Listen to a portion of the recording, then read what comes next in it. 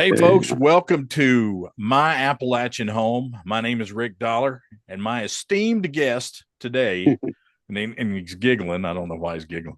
Uh, William Monroe the second, sir. Yep. Are Yes. you? Yes, Are sir. I thought he went to sleep. It I'm happened. I'm a rolling. So, first of all, it's very good to meet you, and I mean, come from a family of musical royalty. And of course, I know you've heard all this stuff 1,000 times, but it's an honor to get you to sit down with us and talk to us about what your life's been like being the grandson of Bill Monroe. Well, it was been pretty awesome. We traveled a lot together, did a lot of stuff with my dad and my grandfather. Uh, Mm-hmm. did a lot of shows, and been all over the United States, out of the country. We've always had a good time. We never had a cross word. Me and my granddad always got along great. We were very similar though. Our personalities were similar.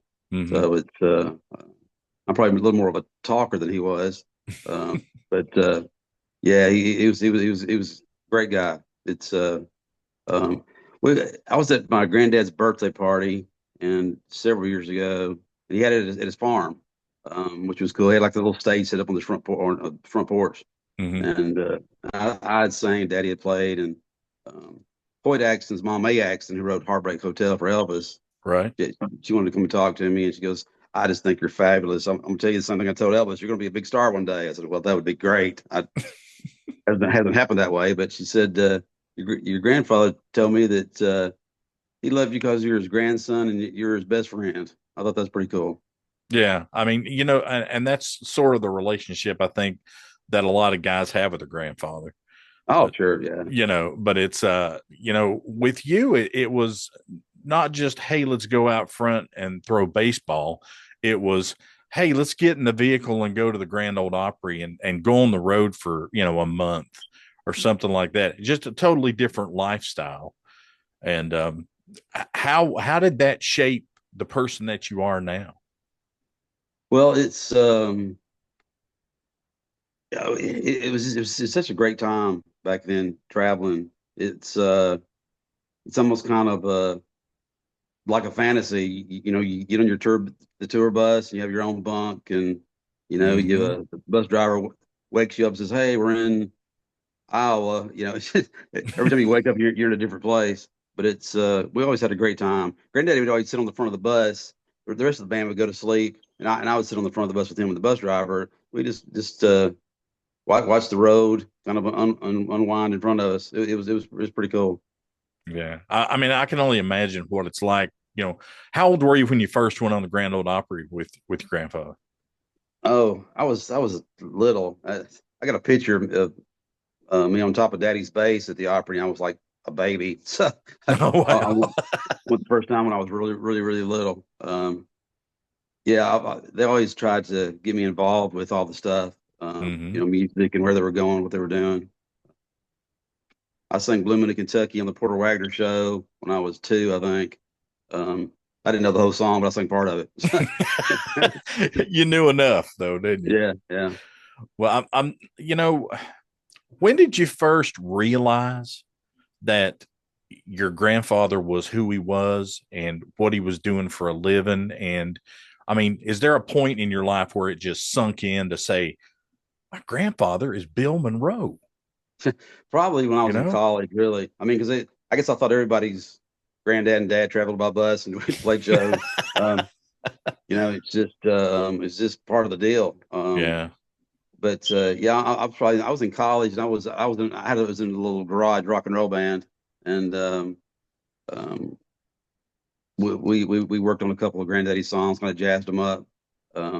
Yeah, that's when I really started thinking about, it's who he was and who Daddy was, and um, that our situation was quite a bit different than a lot of people's.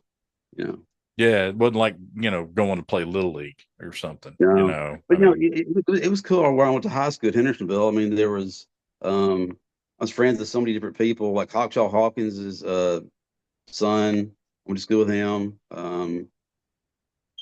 Tina Jones, which is I think it's George Jones's adopted daughter, but I went to school with her. Me and John Carter Cash are big buddies. He's like 2 years younger than me, but he went to Hendersonville too. We've been friends for years.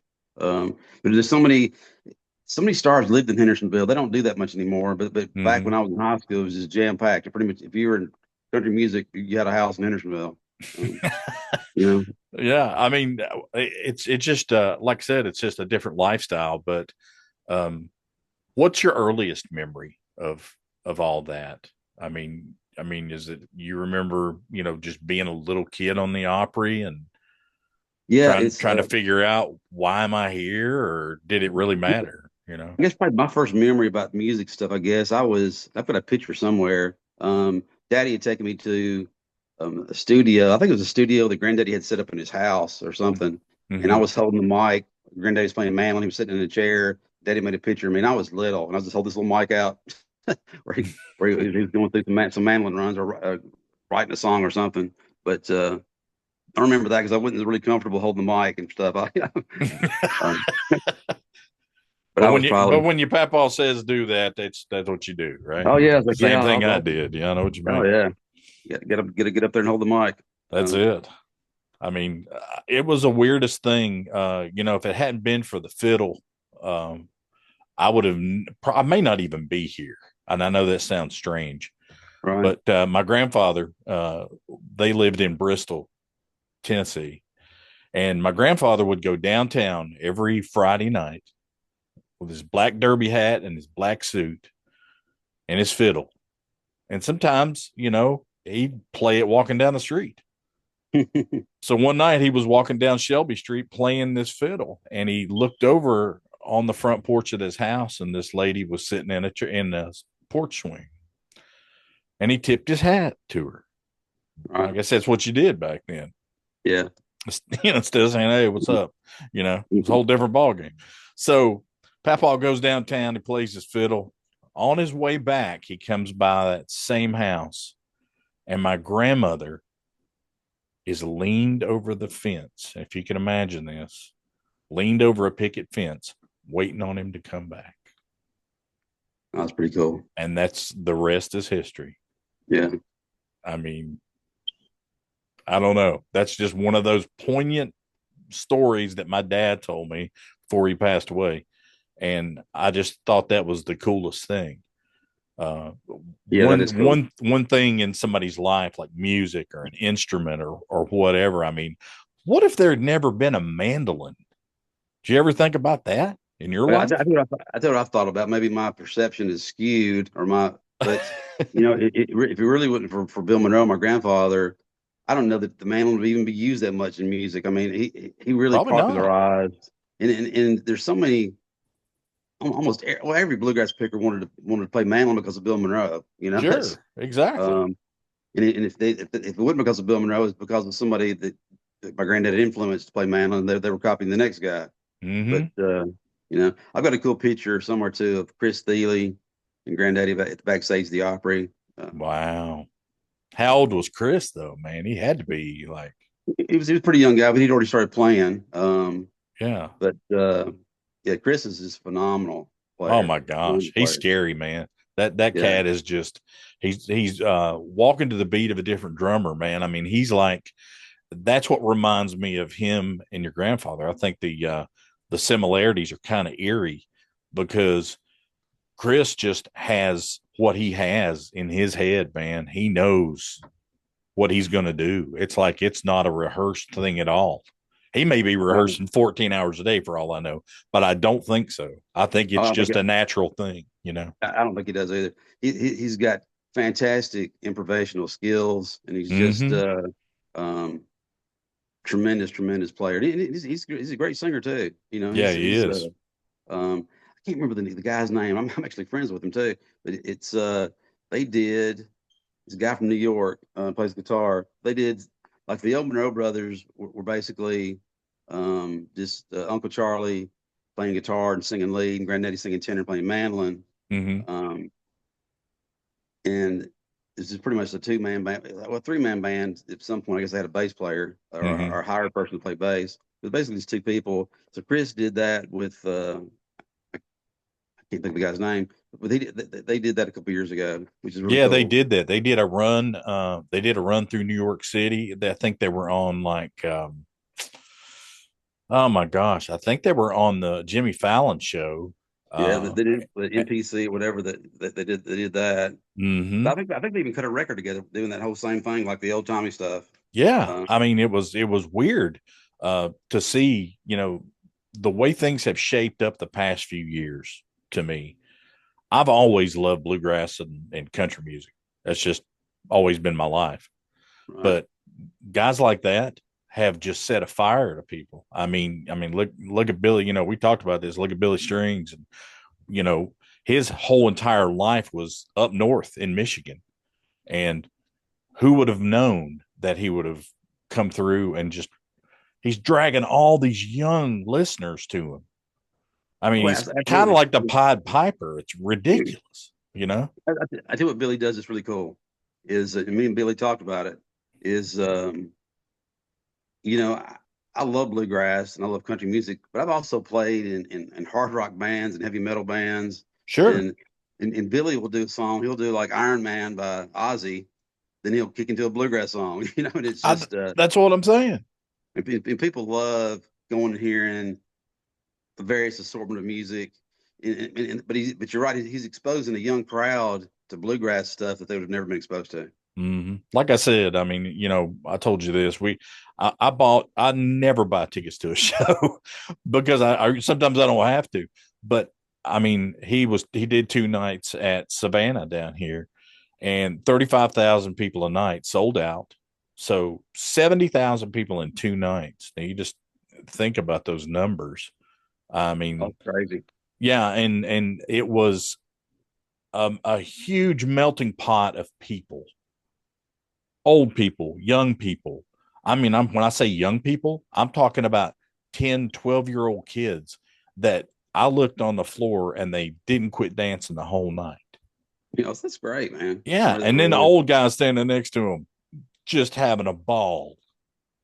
I saw where Billy cut. I don't know if he's cut or not, but he was doing "Blue Virginia Blue" by Larry Sparks in one of his shows, which is a great Wow. song. And those people would have never heard that song ever if it wasn't for Billy, probably. You know, Exactly. And I mean, Larry Sparks has got his own style. He's got that bluesy kind of thing going. I mean, years ago, I haven't interviewed him in a while, but Larry was just one of these guys that every question that I asked him, I made sure that I was like a sponge. And whatever he said to do, I took it as gospel truth, man. And it's still working for him. He's still well, selling these places out. Larry's a great guy. I was talking to him one day after a show or one night after a show, and said I really like to cut Blue Virginia Blue, and he's well, you better do it for your dad does. It's ridiculous, ain't it, man? I tell you, music. What is your? And this is something I'm sure a lot of people want to know. What's your opinion of what music is? What's happening to bluegrass and country music right now? Well, it's a lot of country. I won't say a lot of it, but some of it is real progressive. It's almost like rock and roll. It's Mm-hmm. like the Eagles came out today. They would have been um, a country band instead of a rock band. Mm-hmm. There's no doubt. I mean, because it's the way they structured their stuff, and um, Exactly. which is cool. It's like Granddaddy said, time keeps moving on, and you got to keep pushing the music forward. If everything was static and it stayed the same, you would lose your audience. They'd move on to something else. Yeah. People's attention spans now is so short from having, they got iPhones and iPads and TVs, and they're trying to do five things at once. Yeah. If you don't keep things fresh and interesting, they're just not going to pay attention. No, that is so true. I mean, there's a lot of people in this industry that work hard every day to try to do their job and make sure that these artists get known and get seen and things like that, especially PR people, record labels, whatever, management. But that would be such a hard job right now. I mean, I wouldn't want that job for anything. No, it would be tough, and there's a big blur between the styles of music. Mm-hmm. Um, Chris Steele was talking one time about you really could take any song and transform it into any genre of music that you wanted to. Mm-hmm. Like me, I could play a blues song, I could turn that into a rock and roll song, I could turn it into a bluegrass song. It's just people are Exactly. doing it. They're kind of blurring stuff together. Excuse me. One thing that makes Billy so interesting, I think, like we were talking about, is he does put a lot of different kinds of stuff in his concerts, and that really Hmm. really drives the audience to want to come see him. You know. Yeah, and that's true. And I mean, everybody there can be associated with that music in some way, shape, or form. And Oh, absolutely. when they leave those shows, that's why they're all everybody I saw had a huge smile on their face. And if there was somebody that was upset at all, it was because the 3.5 hours that he played by himself was over. Yeah. I saw guys in the parking lot going, "Wow, I wish he was playing another night." Because Yeah. it was you don't repeat he didn't repeat any songs. It was all I mean, he was pulling some stuff, man, that I was like, I couldn't believe these guys that were sitting in front of me. They were Yeah. getting ready to leave. I tell you And what there Billy was does. they lined up, all got around a microphone and they did Richard Petty off his new record, a cappella. Oh, that's cool. Dude, Um, guy was getting ready to leave. I grabbed him by the arm. I didn't even know him. I was like, dude, please don't go. Just wait. Just 3 more minutes. He sat down and he couldn't believe it. There was more hooping and hollering than you. I mean, it was like being at, an old time bluegrass festival is what it was. It was just that's really cool. crazy. Yeah. I think what Billy does, which is kind of unique, I think, is Billy still takes guitar lessons from somebody. I don't know who's taking them Yeah. from, but and I've it, heard it that. reminded me of Ozzy's old famous guitarist Randy Rhoads, who I'm a huge fan of. Yeah. Passed away, brilliant guitarist.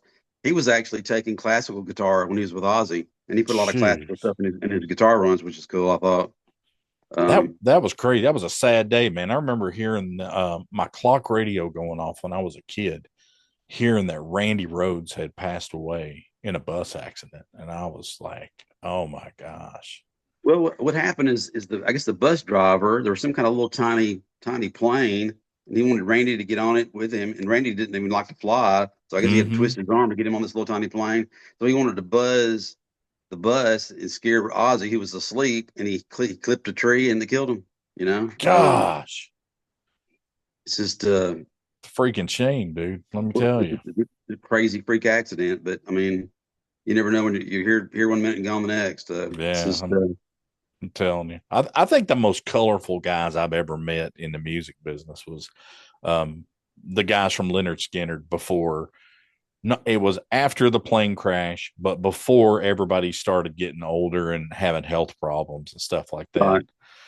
Um, that was probably that was the weirdest thing. It was almost like meeting musical royalty that you looked at but you could tell there was so many good things between these guys. They Yeah. sincerely loved each other. And I would have loved to have met the Leonard Skinner guys. I have never met those guys. It's oh, I'm glad they're still playing. Of course, the band now is none of the original guys, but mm-hmm. they still sound great though. They sound good. Well, I got on an elevator one time accidentally with Ricky Metlock. That's And cool. yeah, it was strange. I mean, it was kind of like something that you don't think's going to happen to you. Got in this elevator and there's this guy there, and he was turned this way, so I couldn't really see his face, and I didn't want to be rude because I didn't know who he was, but he was Uh, dressed for a show, like he had, I don't know, been doing something. And I looked over, and then of course he had that long gray hair, and I was like, "Holy crap!" And he turned around and shook my hand. And of course, we didn't have cell phones back then, but that would have been a great picture. But yeah, that's cool. um, but he was just like one of the nicest, most polite people I've ever met in my life. But an incredible guitarist. Oh yeah, Just he's great. just it's amazing to me how somebody's talent can really define them sometimes. I mean, and I hate to keep going back to this, but look at your grandfather. His talent defined what people remember about him to this day. Well, Daddy had some recordings. I don't know if they've ever been released, but Granddaddy he didn't play a lot of Um, he told me one time that some players like to try to jam as many notes as possible into their leads or their runs, and he didn't like to do that. He liked to try to go with the kind of tune of the song and kind of follow it along, and nothing super complex, but that's the way he liked to play.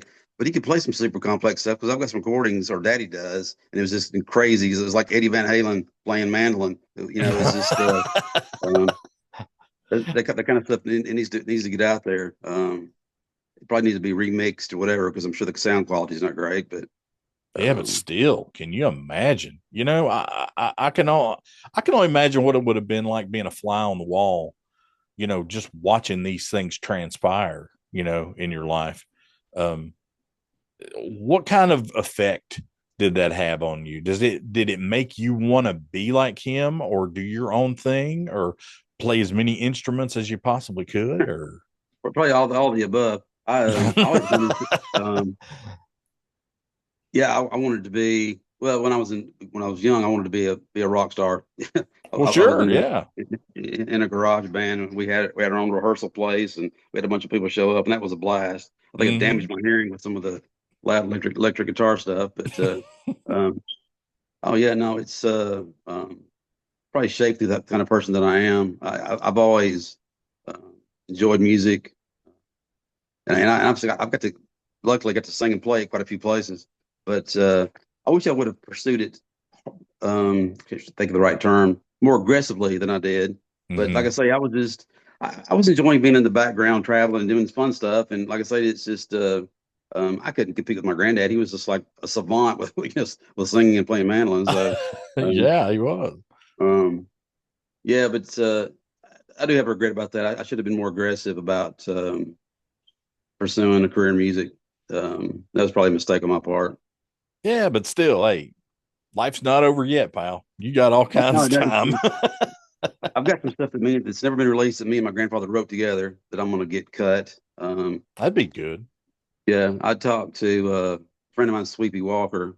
Um, he works over there with Johnny Cash, not Johnny Cash, but John Carter Cash at the Cash Cabin Studio. Yeah. So I'm gonna try to cut something over there. They got a great studio, and John Carter's a great producer. Um, he did all those last recordings of Johnny, which I thought were Hmm. brilliant. I think they were all recorded at the Cash Studio. Yeah, man. Now that's another place, dude. I mean, I hate to keep saying it, but being a fly on the wall in that place when some of that stuff was cut, I mean, my gosh. Oh, absolutely. I mean, I've always been a big Johnny Cash fan. I think he's just a tremendous songwriter, and and I love when he cuts Trent Reznor of Nine Inch Nails. He cuts "Hurt," Yeah.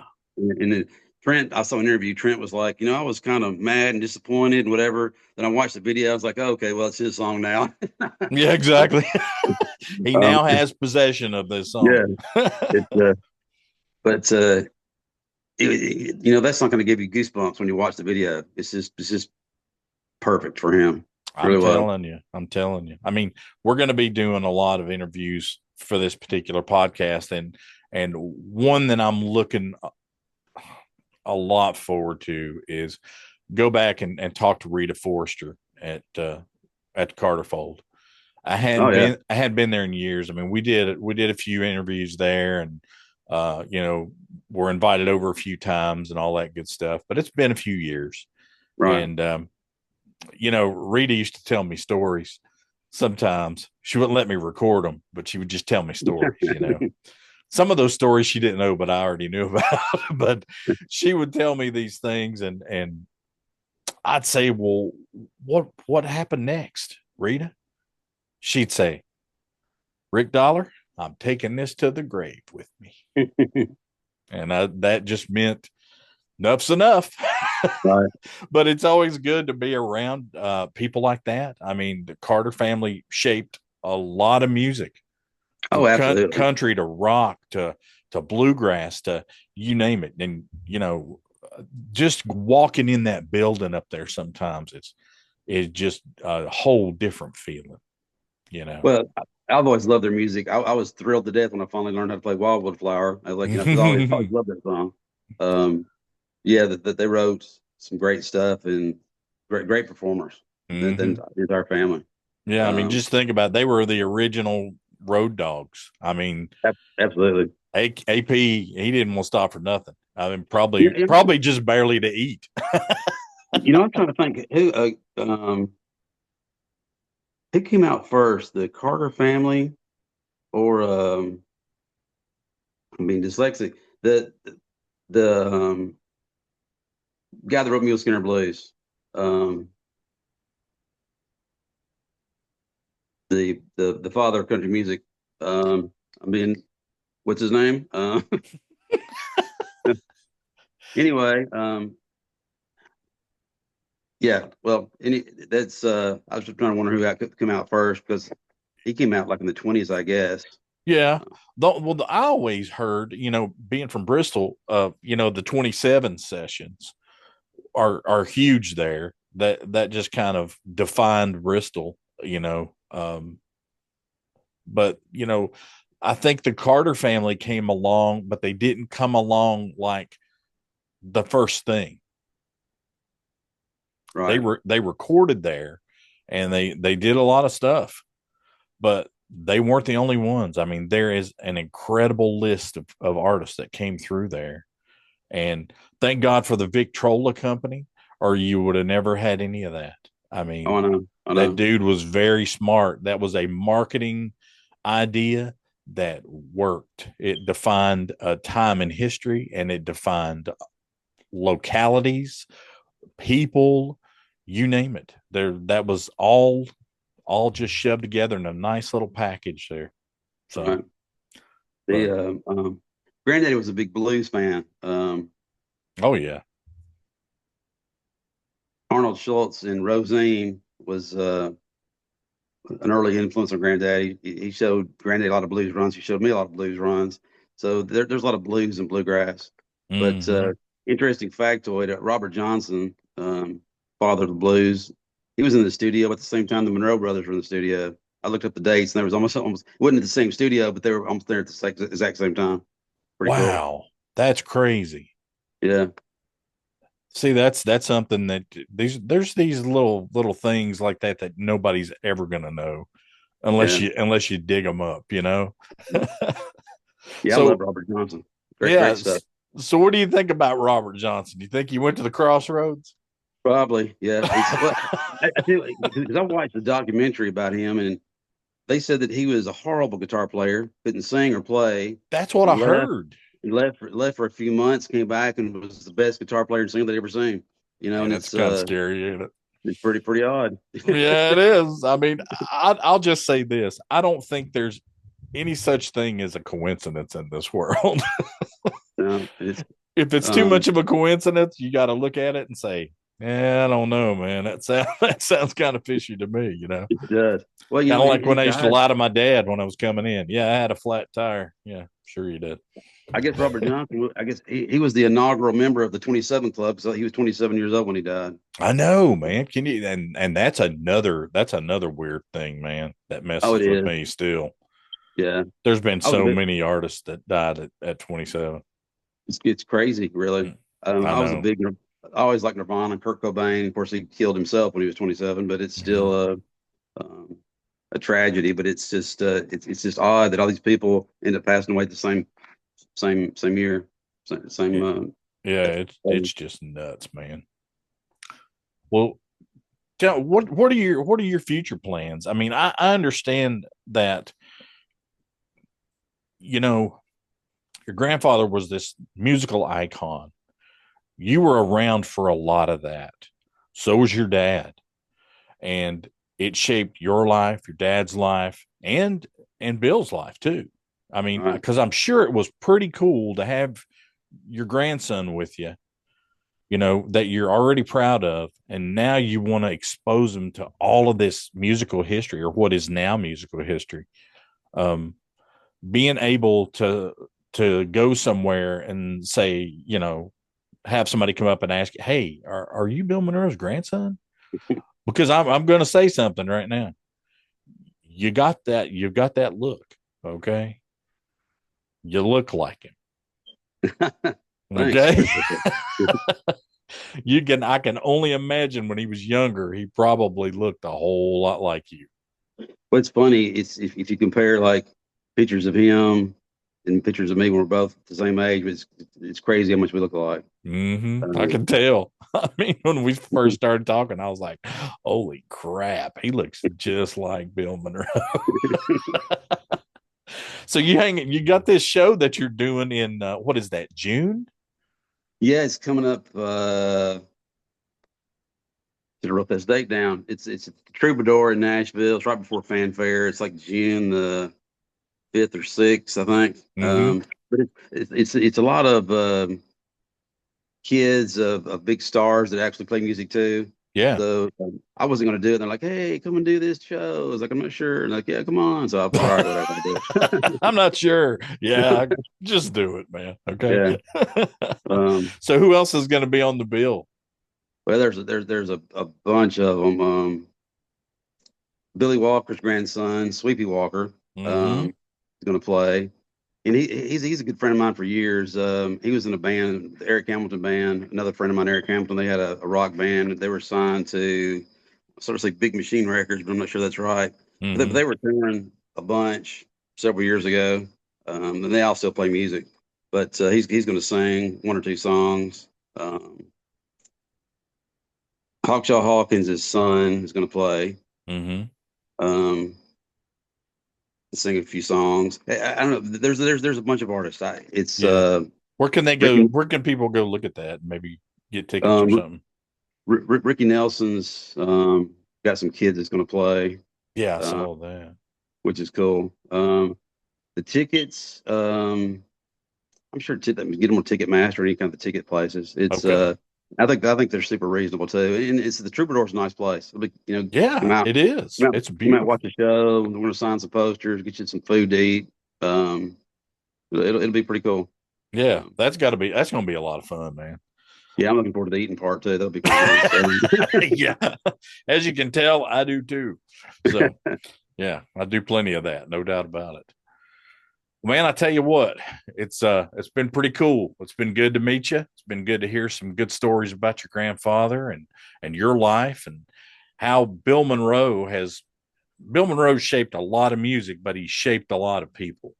And you can see his influence Right. in what you're doing now. But are you the caretaking kind of guy? Or, I mean, are you kind of watching after everything that he's got going on? Or I try to. Yeah. It's um I worked with my dad. We had an estate sale a couple years ago and sold some intellectual property to Gaylord. So I'm not sure who mm-hmm. even owns Gaylord now. Yeah, I think they sold to somebody else. yeah, But I think it it's is. um yeah, all the music and publishing, and Daddy's got his own stuff that he's put out. And like I say, I've got several songs that me and Granddaddy wrote together that I've got to Mm-hmm. get. It's not in the can. It's just stuff that I've got memorized and wrote. I've got some the lyrics and stuff wrote down. But That's good.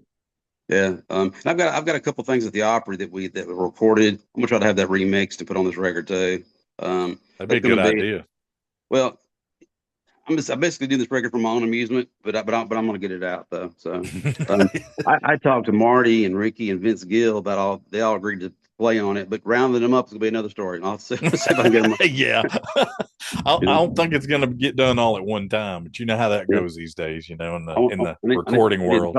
yeah, I need to call Vince and aggravate him. Honestly, I was super thrilled that he got to join the Eagles. I mean, Oh that's yeah, Vince is such a funny guy. He's such a good guy. I mean, we used to sit backstage at the Opry and Granddaddy's dressing room to sit and talk all the time. And he's super great. And so yeah. is Ricky and Marty. I mean, they're both really down to earth, good people. They really Oh are. yeah. You're right. We got Vince coming to Savannah June 7th, and Yeah, buddy of mine, John Metter, that played with Authentic Unlimited. Great guitar player, great tenor voice.